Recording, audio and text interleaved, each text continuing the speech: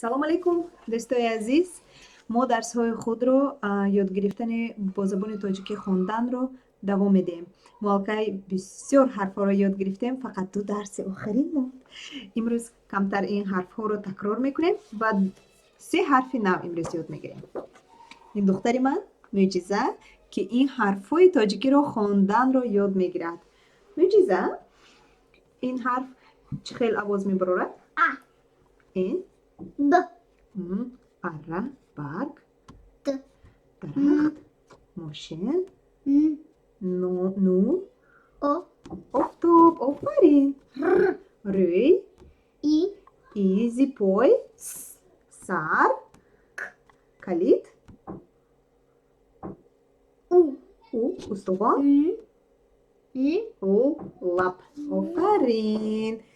Ана Мӯъҷиза алка ин ҳарфҳоро хонда такрор карда хеле нағз ёд гирифтааст. Мӯъҷиза, Б. Т торт, В В. вулкан, Г. Гӯш. Ин чӣ буд? Не, пуфак. П. Пуфак. З зангӯла. Офарин. Э. Монанди калимаи се. Офарин. Ва ҳарфҳои дигар инҷо ҳастанд. Мо гуфтем қариб алифборо тамом кардем. Офарин. Шона, хона, фил. Офарин. ҳафт. Ин кадом? Уне. Мӯза. Офарин. Ва ин ҳарфҳое ки дафъаи гузашта мо ёд гирифтем. Ч чашм, Ж. Ҷ ҷорӯб, парранда кадом буд? Ғоз. Г. Ин чӣ? Ин чӣ? Ё.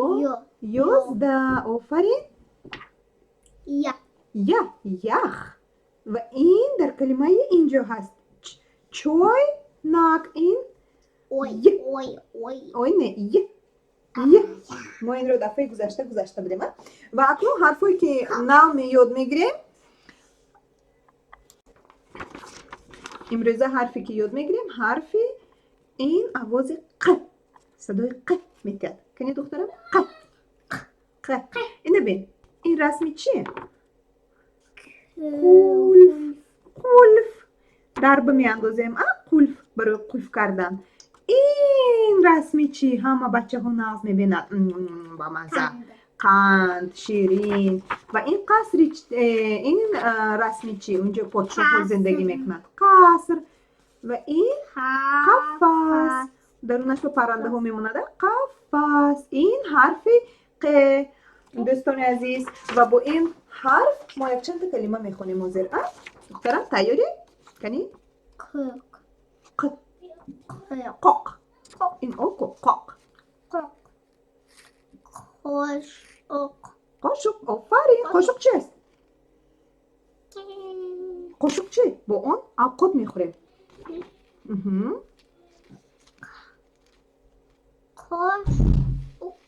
Ин қабр. Офарин. Қабр ин ҷое ки одамои мурдагӣ дафн мекунад. Ин чӣ?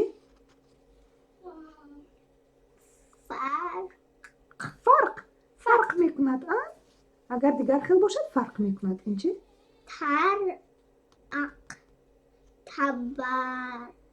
Табақ. Буз тарелка ҳам мегӯем. Табақ ҷое ки авқот андохта мехӯрем. Ин чие? Хун, духтарҷон. Каст ё қаст? Қаст. Офарин. Агар ягон кас душман шуда бошад, қаст дорад дар дилаш. Қаст чизи нағз не. Инро хон.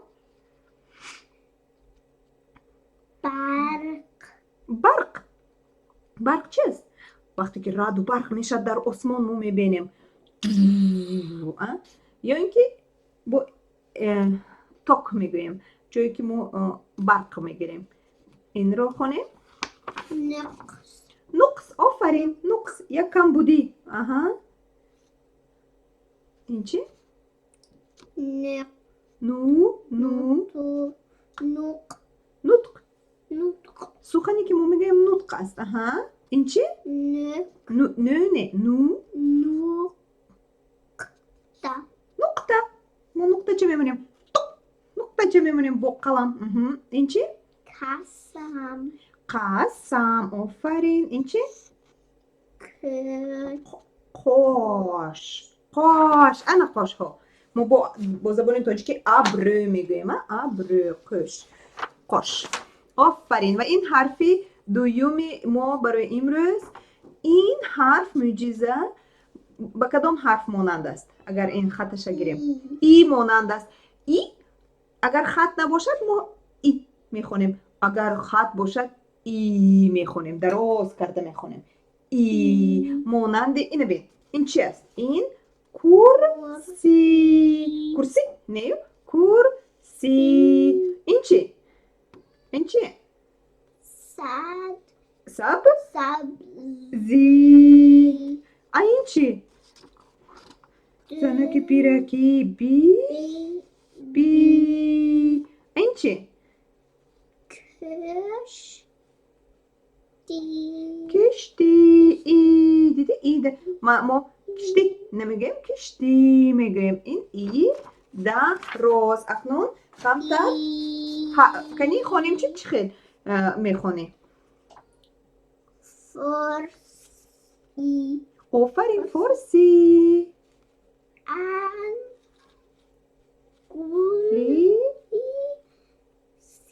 انگلیسی. اگر با زبان انگلیسی باشه تا من انگلیسی. انگلیسی میدانم. آفرین. این چی؟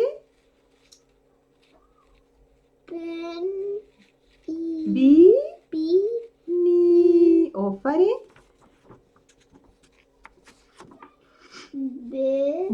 بای.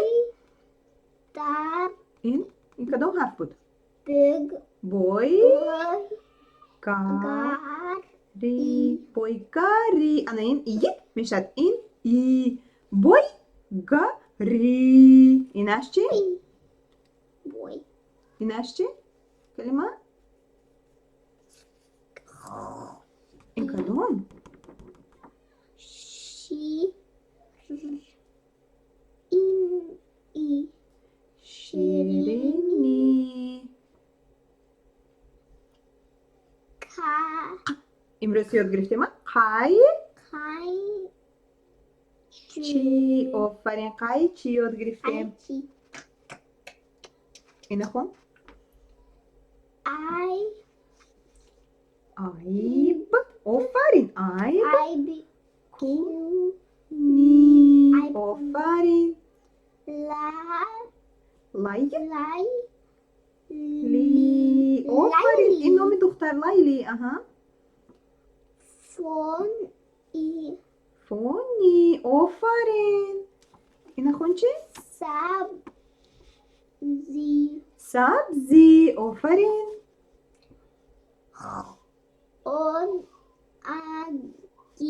خونگی. ها. چیزی که در خانه پرورش می شود تخمی خونگی میگن. یعنی مرغی که در خانه هست برآورده است و تخم. کنی اینو خونیم؟ جو نه جوری. آفرین. جوری. دریا جوری می شود. این چی؟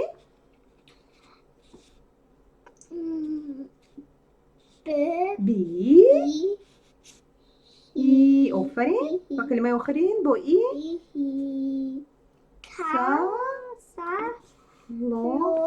سلامتی. آفرین. و حرف سومی که ما امروز یاد میگیریم این حرف آواز خود را ندارد. آن فقط مانند است.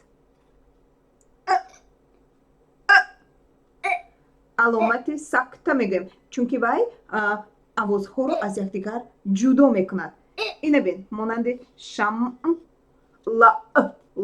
لال نمیگیم لال.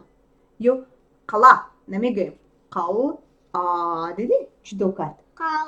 قل. یا این نومی پرنده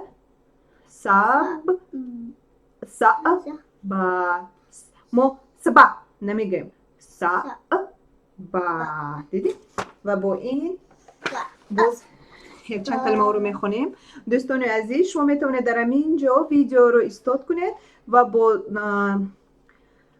کودک خود فرزند خود این کلمه ها رو خونید و بعد از نو سر داده باز همراه ما ویدیو رو تا آخر دیده برایید.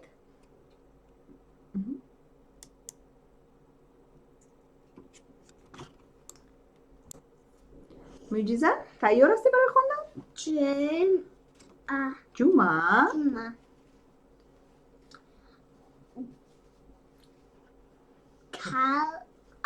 قلعه آفرین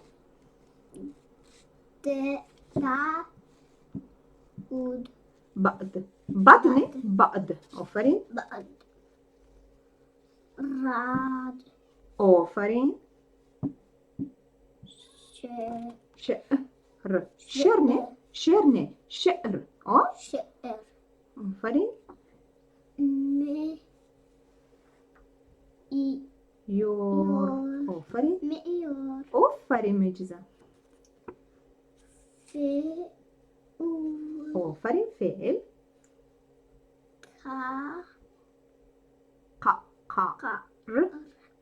قاری زمینه ها یکان چیزی چخور باشد این چی؟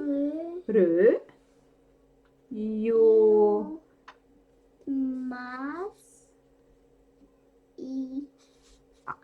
مسئله